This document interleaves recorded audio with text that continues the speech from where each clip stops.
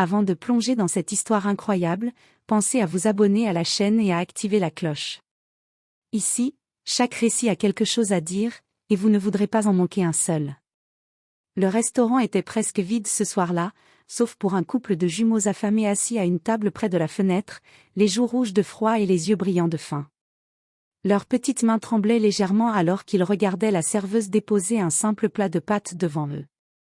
Elle s'appelait Emily, une jeune femme aux cheveux bruns attachés en queue de cheval, qui travaillait jour et nuit pour joindre les deux bouts. Alors qu'Emily servait les assiettes avec un sourire chaleureux, le silence du restaurant fut brisé par un rire grave et assuré. À la table voisine, un homme en costume impeccable observait la scène. C'était James Whitmore, un milliardaire connu pour sa richesse colossale, mais aussi pour son indifférence envers les petites tragédies de la vie quotidienne. Il regarda les jumeaux, leurs visages couverts de sauce et de miettes, et un frisson d'irritation lui traversa l'esprit. Pourquoi cette pauvreté existe-t-elle encore, pensa-t-il, avant de tourner les yeux vers Emily. Ses gestes simples, attentionnés, semblaient presque héroïques. Puis quelque chose d'inattendu se produisit. Emily, voyant que l'un des garçons tendait la main vers sa bouteille d'eau vide, se pencha et versa le dernier verre d'eau qu'elle avait pour elle-même dans la tasse de l'enfant. Le garçon sourit timidement, et son frère éclata de joie en voyant le geste. À ce moment précis, James fit un pas en avant. Il tendit un billet de $100 vers Emily, mais elle secoua la tête, gênée. Il sourit, mais pas pour l'argent. Il avait compris que ce geste simple, humain, pur valait bien plus que n'importe quelle somme. Et alors qu'Emily continuait à servir les jumeaux avec patience et gentillesse, James Whitmore prit une décision qui allait bouleverser le cours de sa vie et celle de ses enfants pour toujours. La pluie tombait en fines gouttes ce soir-là, et le vent glacé faisait claquer les vitres du petit restaurant familial de Brooklyn. À l'intérieur, deux jumeaux, Ethan et Logan, à peine âgés de 8 ans, tremblaient sur leurs chaises. Leurs vêtements étaient usés, couverts de taches et de boue.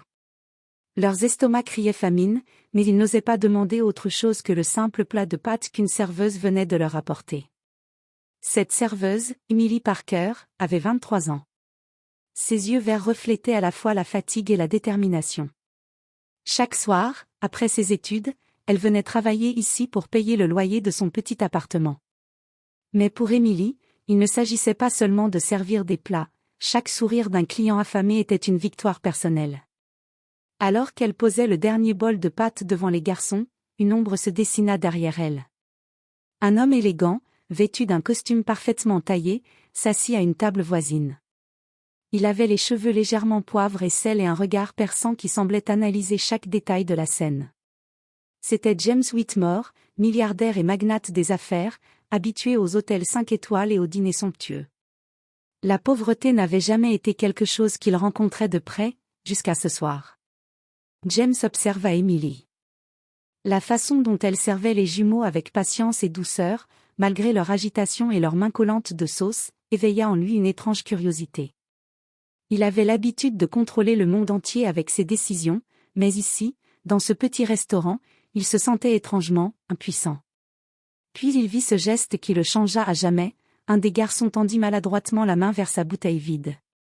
Sans hésiter, Emily versa un peu de son propre verre dans le gobelet de l'enfant. Le sourire timide d'Ethan et le rire éclatant de Logan réchauffèrent quelque chose dans le cœur de James. Il se pencha vers Emily, tendit un billet de $100 et dit. Pour eux, et pour vous. Emily, surprise, secoua doucement la tête. Elle n'avait jamais accepté de l'argent de cette manière. Mais James Whitmore n'était pas là pour acheter la gratitude.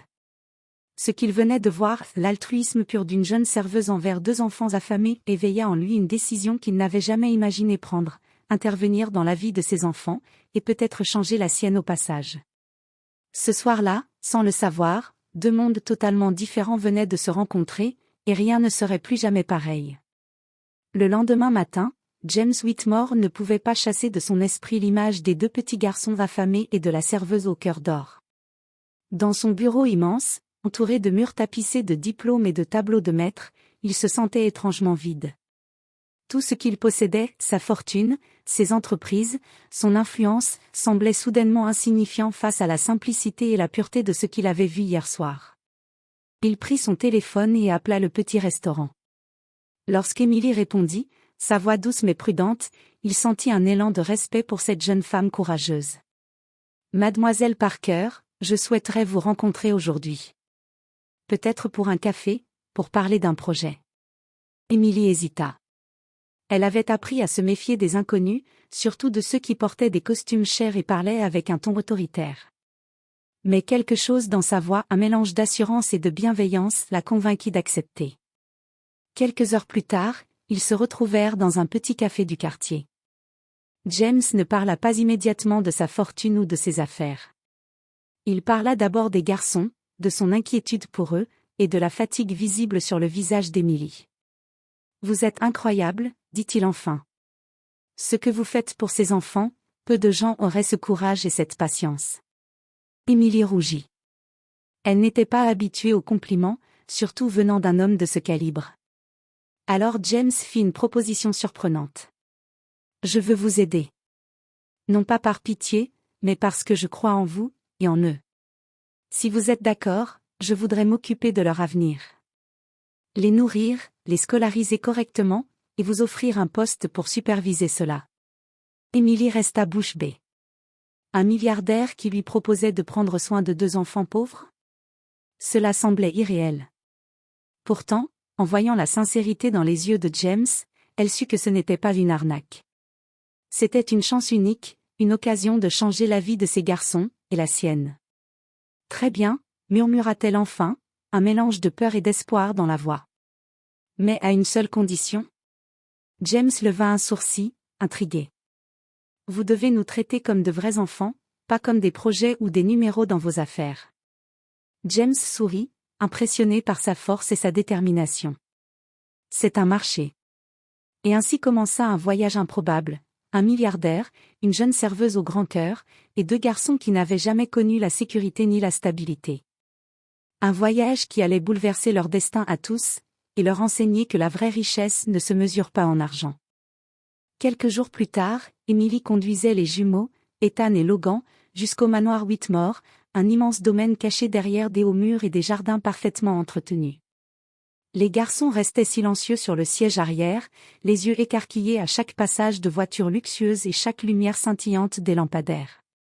Lorsqu'ils entrèrent dans le hall principal, le choc fut total. Des lustres étincelants, des sols en marbre poli et des tableaux qui semblaient raconter des siècles d'histoire. Ethan regarda Logan et chuchota. « On n'a jamais vu un endroit comme ça. » Logan acquiesça, bouche bée, tenant toujours la main d'Émilie. James Whitmore les accueillit avec un sourire chaleureux, mais imposant. Il s'agenouilla pour se mettre à leur hauteur et dit doucement. « Bienvenue chez vous, enfin, ici, c'est temporairement votre maison. Mais je veux que vous vous sentiez chez vous, d'accord ?» Les garçons hochèrent la tête, encore un peu intimidés.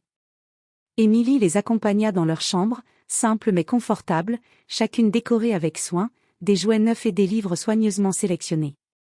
Pour Ethan et Logan, c'était un rêve devenu réalité, mais aussi un monde complètement étranger qui faisait naître en eux un mélange de joie et de méfiance. Au dîner, la table était immense, ornée de couverts étincelants et de plats raffinés.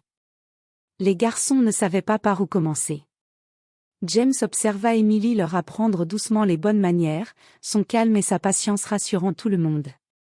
Pourtant, malgré le luxe et la générosité, un léger malaise flottait dans l'air. Les jumeaux n'avaient jamais eu l'habitude de recevoir autant, et leurs instincts de survie leur murmuraient encore de se méfier. Ethan posa timidement une question. « Pourquoi, vous nous aidez ?» James les regarda, un moment de silence remplissant la pièce. Puis il répondit, sincère. « Parce que j'ai vu ce que le monde peut être quand on ignore ceux qui souffrent. Et je refuse de rester un spectateur. Je veux que vous ayez une chance, une vraie chance, de grandir heureux. » Les garçons échangèrent un regard, touché mais encore méfiant. Émilie, sentant leur hésitation, posa une main réconfortante sur leurs épaules. « Vous êtes en sécurité ici, » murmura-t-elle. « Et vous êtes aimés, même si ça semble étrange pour vous. » Ce soir-là, Ethan et Logan s'endormirent dans un luxe qu'ils n'auraient jamais imaginé, mais une question persistait dans leur esprit, ce monde de richesse et de pouvoir pouvait-il vraiment les accepter tels qu'ils étaient, ou allait-il révéler des défis qu'ils n'avaient jamais rencontrés? Et dans le bureau de James, tard dans la nuit, il contemplait leur innocence et songea: protéger ses enfants ne sera pas facile, mais je ne reculerai pas. Les jours suivants, Ethan et Logan commencèrent à découvrir ce que signifiait réellement vivre dans le monde des riches. Le manoir Whitmore regorgeait de conforts inimaginables, mais pour les jumeaux, chaque instant était à la fois fascinant et intimidant. Emily, toujours à leur côté, leur enseignait à naviguer dans ce nouvel univers, comment utiliser la vaisselle délicate, marcher sans trébucher sur les tapis immenses, ou encore répondre poliment aux employés nombreux et impeccablement habillés. Mais malgré ces conseils, il était clair que le contraste entre leur vie d'avant et celle-ci était énorme. Le premier vrai obstacle surgit le matin où James organisa une rencontre avec ses collaborateurs. Les garçons le suivirent dans le grand salon, curieux mais nerveux. Les adultes parlaient de chiffres, d'investissements et de projets, un langage incompréhensible pour des enfants de 8 ans. Ethan, frustré, chuchota à Logan: « Je comprends rien. Pourquoi ils parlent comme ça ?» Logan haussa les épaules, les yeux grands ouverts. James, remarquant leur confusion, leur posa une main sur l'épaule et dit doucement: « Vous n'avez pas besoin de tout comprendre maintenant. Ce qui compte, c'est que vous appreniez à être confiant et à vous adapter. » Mais ce n'était pas si simple. Les jumeaux étaient régulièrement confrontés à des règles strictes, à des horaires précis, et à une discipline qu'ils n'avaient jamais connue.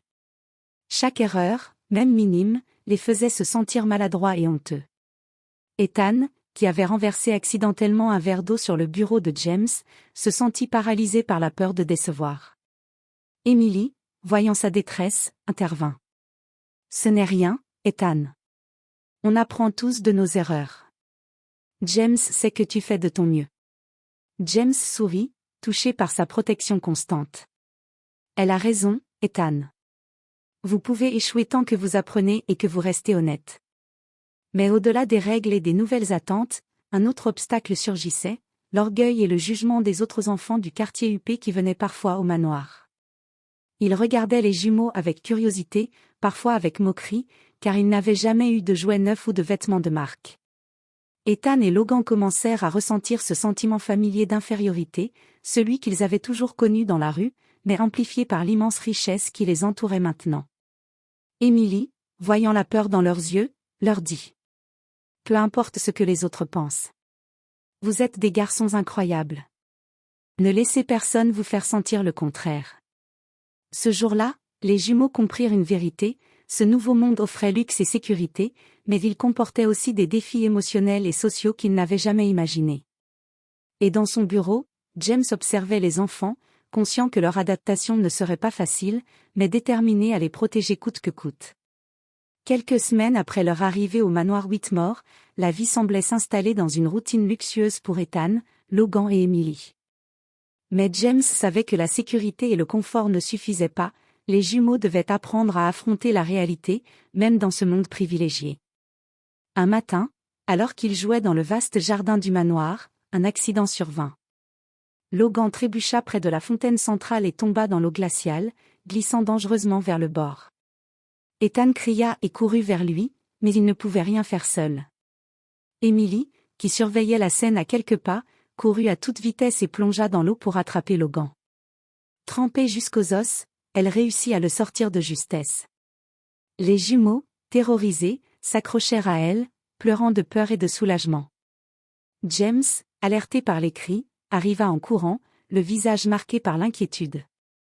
Il vit Emily portant Logan contre elle et Ethan blotti à leur côté. Sans un mot, il les aida à se relever et les enveloppa dans de grandes serviettes chaudes. Dans le silence qui suivit, Emily murmura: « Vous devez toujours être attentifs, les garçons. Même ici, le danger existe, mais nous sommes là pour vous protéger. » James, les yeux brillants de respect et d'admiration pour son courage, ajouta: « Vous avez tous été incroyables aujourd'hui. Logan, tu as fait un pas de trop, mais tu as été sauvé. Ethan, tu as gardé ton sang-froid et aidé ton frère. Et Emily, tu as risqué ta propre sécurité pour eux. » Cette journée marqua un tournant pour les jumeaux. Pour la première fois, ils réalisèrent que la richesse et le luxe ne les immunisaient pas contre les erreurs ou les accidents. Mais ils comprirent aussi l'importance du soutien, de la protection et du courage, incarné par Emily et James. Plus tard, dans le bureau de James, il réfléchissait, ce ne sera jamais facile pour eux. Ce monde est beau, mais il peut être cruel. Il me faudra bien plus que de l'argent pour les protéger, et Emily est la clé. Et ce soir-là, les jumeaux, blottis dans leur lit, se sentaient plus en sécurité que jamais, mais une question persistait dans leur esprit, leur nouvelle vie serait-elle vraiment un refuge, ou seulement le début d'épreuves encore plus grandes? Quelques mois s'étaient écoulés depuis l'arrivée d'Ethan et Logan au manoir Whitmore. Les garçons s'adaptaient peu à peu à leur nouvelle vie, et Emily, dévouée, veillait à ce qu'ils ne perdent jamais leurs repères. Mais James savait que le monde extérieur ne les laisserait pas tranquilles. Un après-midi, alors qu'Ethan et Logan jouaient dans le jardin avec Emily, un visiteur inattendu arriva. C'était un homme élégant, mais son sourire froid et calculateur trahissait ses intentions. Il se présenta comme Monsieur Harper, un investisseur influent et ancien associé de James. « Je voulais voir ces fameux enfants dont vous m'avez parlé, James, » dit-il en jetant un regard sur les garçons. « Je dois avouer, ils sont impressionnants. Mais je me demande si vous êtes prêt à supporter les conséquences de vos choix. » Emily sentit immédiatement que quelque chose n'allait pas. L'homme dégageait une aura de menace. Elle rapprocha les garçons d'elle et fixa James, inquiète. James, gardant son calme, répondit. « Harper, tu sais très bien que ces enfants ne sont pas un jeu d'affaires.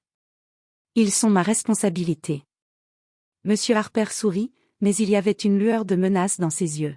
« Vous pensez que vous pouvez tout contrôler, mais le monde extérieur ne suit pas vos règles, un petit faux pas, et tout peut basculer. » Cette rencontre mit James dans une position délicate. Il savait que Harper cherchait à exploiter sa richesse et sa vulnérabilité, mais il ne pouvait pas laisser les garçons être pris dans cette machination. Plus tard dans la soirée, Emily rassura les jumeaux. « Ne vous inquiétez pas, je suis là, et James veille sur vous. Rien ne pourra vous arriver. » Pourtant, cette confrontation révéla une vérité que James connaissait depuis longtemps. Protéger ses enfants n'était pas seulement une question de confort ou de nourriture, mais de stratégie, de vigilance et de courage face aux ambitions et aux dangers du monde des adultes. Cette nuit-là, les jumeaux comprirent que la vie de luxe apportait aussi ses propres menaces, et que chaque sourire et chaque sécurité étaient fragiles. Mais pour la première fois, ils se sentaient unis et prêts à affronter ce monde étrange, avec Emily et James à leur côté. Les semaines suivantes, la présence de Monsieur Harper commença à peser sur le manoir Whitmore. James essayait de protéger les garçons, mais il devait également gérer ses affaires et ses partenaires, ce qui le laissait parfois frustré et inquiet.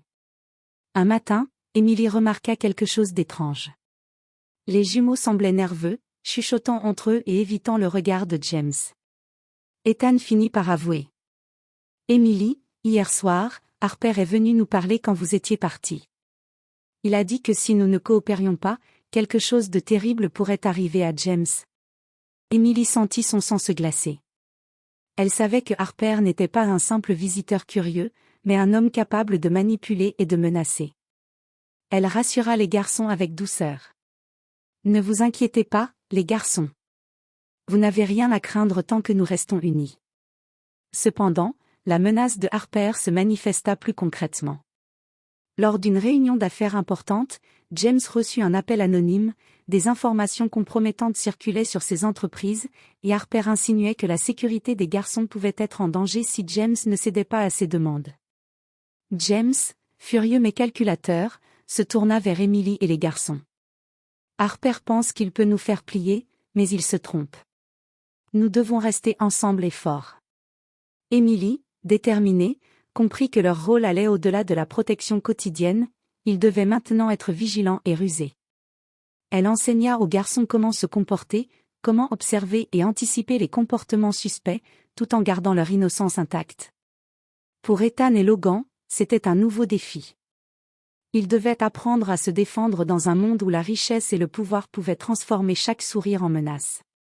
Mais pour la première fois, ils se sentirent réellement capables, avec Emily et James à leur côté. Cette nuit-là, James réfléchit dans son bureau, observant le ciel étoilé. « Les batailles que je mène ne sont pas seulement pour mon empire, mais pour ses enfants, pour leur avenir. Et je ne laisserai personne leur faire de mal. » Le piège de Harper était lancé, et les jumeaux allaient bientôt découvrir que même dans le luxe et la sécurité, le danger pouvait surgir à tout instant. Quelques jours plus tard, la menace de Harper devint tangible. Une fin d'après-midi, alors que les jumeaux jouaient dans le jardin avec Emily, un inconnu masqué tenta de pénétrer dans le manoir en prétextant une livraison urgente. Les garçons se figèrent, reconnaissant immédiatement le danger. Emily, sans perdre une seconde, attrapa Ethan et Logan par la main et les conduisit vers une sortie secondaire qu'elle connaissait parfaitement. Son cœur battait à tout rompre, mais elle devait rester calme pour ne pas effrayer les garçons. « Écoutez-moi bien, murmura-t-elle, vous devez rester derrière moi et ne parler à personne. » Compris ? Les garçons hochèrent la tête, tremblants mais obéissants. Ensemble, ils se faufilèrent à travers le jardin, empruntant des passages secrets qu'Emily avait mémorisés. Lorsqu'ils atteignirent le petit cabanon derrière la propriété, ils se cachèrent derrière de vieux coffres, écoutant les bruits de pas s'approcher. Pendant ce temps, James, alerté par le système de sécurité, arriva en trombe avec son équipe.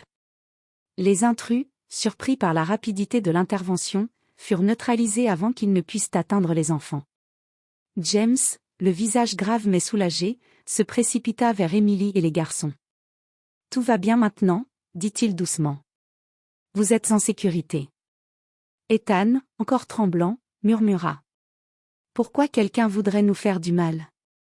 James posa une main protectrice sur son épaule. « Parce que nous avons quelque chose que certaines personnes ne peuvent contrôler, l'amour, le courage et l'unité. Et ça, personne ne peut le détruire. » Cette épreuve renforça le lien entre les jumeaux, Emily et James. Pour la première fois, les garçons comprirent que la richesse ne signifiait pas seulement luxe et sécurité, mais aussi responsabilité, vigilance et courage face au danger.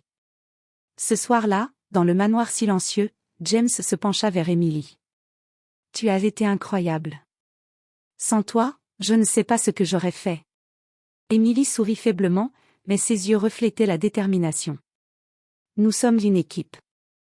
Et ensemble, nous protégerons ces enfants, quoi qu'il arrive. » Mais quelque part, dans l'ombre, M. Harper observait encore, plus déterminé que jamais à atteindre son objectif. Et le véritable test pour Ethan, Logan, Emily et James ne faisait que commencer. Les semaines passèrent après l'incident du jardin, mais Harper ne renonçait pas. Ses messages anonymes se multipliaient, menaçant James, indirectement, les garçons. Chaque courrier, chaque appel anonyme rappelait à James que leur sécurité n'était jamais garantie. Un soir, Harper fit un pas encore plus audacieux, il envoya un ultimatum via un intermédiaire. Si James refusait de céder une partie de son empire à Harper, il mettrait les enfants en danger. La nouvelle tomba comme un coup près dans le bureau du milliardaire. Emily, en apprenant cela, sentit une colère froide et protectrice la traverser. Elle se tourna vers James. « Nous ne pouvons pas céder. Ces enfants, ils comptent sur nous. » James hocha la tête, mais ses traits étaient tirés. Il savait que la situation était grave. Pour la première fois, les jumeaux, Ethan et Logan, prirent conscience de la gravité du danger. Logan, serrant la main d'Ethan, murmura. « On va se battre, comme une vraie équipe, n'est-ce pas ?» Ethan acquiesça, le regard déterminé. Ensemble, ils décidèrent de faire confiance à Emily et James, même si le danger semblait insurmontable. Cette nuit-là, un plan fut mis en place. James mobilisa son équipe de sécurité et Emily prépara les enfants à rester cachés et calmes en cas de problème. La tension était palpable. Chaque bruit dans le manoir semblait suspect, chaque ombre projetée par la lune inquiétante. Puis, à minuit, Harper tenta de passer à l'action. Son équipe essaya de pénétrer dans la propriété par une entrée secondaire, pensant surprendre James. Mais grâce à la vigilance de l'équipe de sécurité et aux instructions d'Emily, ils furent immédiatement repérés et neutralisés avant qu'aucun danger ne touche les enfants. James regarda les jumeaux, leur cœur battant à l'unisson avec le sien. « Vous avez été courageux ce soir. Vous avez fait ce qu'il fallait. » Ethan, essuyant ses larmes, murmura. « On voulait juste vous aider. » Emily posa une main sur son épaule et sourit. « Vous êtes plus courageux que vous ne le pensez. Et ce courage nous rend tous plus forts. » Cette épreuve scella leur lien. Ils comprirent que la vraie richesse n'était pas l'argent ou les biens matériels, mais la famille qu'ils formaient, leur courage et leur loyauté les uns envers les autres. Pour Harper, cependant, cet échec n'était qu'une étape. Dans l'ombre, il préparait déjà sa prochaine attaque, et le véritable test pour Ethan, Logan, Emily et James n'était pas encore terminé. Le manoir Whitmore était plongé dans un silence lourd. Les jours de tension avaient laissé des traces sur tous, mais surtout sur James, Emily et les jumeaux. Harper, plus rusé que jamais, avait préparé une dernière manigance. Il fit parvenir un faux message annonçant que James devait se rendre immédiatement à son bureau de la ville sous peine de voir les enfants en danger. Emily sentit instinctivement que quelque chose clochait. Elle prit Ethan et Logan par la main et dit : « Restez ensemble, peu importe ce qui se passe. On va se protéger. » James, réalisant la supercherie, décida d'agir avec prudence mais fermeté. Il laissa entendre qu'il suivait les instructions, mais mobilisa discrètement sa sécurité pour surveiller chaque mouvement de Harper. La tension monta au maximum, chaque seconde semblait durer une éternité. Puis vint le moment de confrontation. Harper et ses hommes furent interceptés à l'entrée de la ville par les équipes de James. Les enfants, protégés par Emily dans un lieu sûr, observaient à distance la scène, tremblants mais confiants. Harper fut finalement arrêté, et James put respirer un instant de soulagement. De retour au manoir, un sentiment de victoire et de libération les enveloppa tous. Les jumeaux réalisèrent que malgré les épreuves, ils avaient survécu grâce à la confiance, au courage et à l'amour. Ethan regarda James et dit : « Vous êtes comme notre famille, vraiment. » Logan ajouta, le sourire aux lèvres. « Et Emily, vous êtes notre héroïne. » Emily, émue, les prit dans ses bras. « Non, les garçons. Nous sommes tous des héros. Ensemble. » James sourit, réalisant enfin que la vraie richesse ne se mesurait pas à ses milliards, mais à ces liens humains indestructibles, à cette confiance mutuelle et à ce courage face à l'adversité. Quelques semaines plus tard, la vie au manoir reprit son cours, mais avec un esprit nouveau. Les jumeaux allaient à l'école, jouaient, et apprenaient dans un environnement sûr et aimant.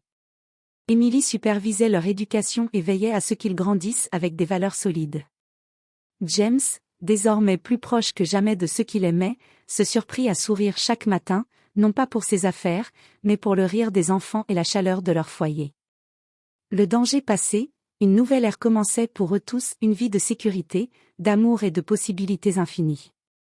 Et dans le calme du manoir, sous le ciel étoilé, James murmura : « La vraie richesse, finalement, ce n'est pas l'argent, c'est la famille que l'on choisit de protéger. » Ainsi se termina le chapitre le plus dramatique de leur vie, mais surtout, le commencement d'un avenir lumineux et rempli d'espoir.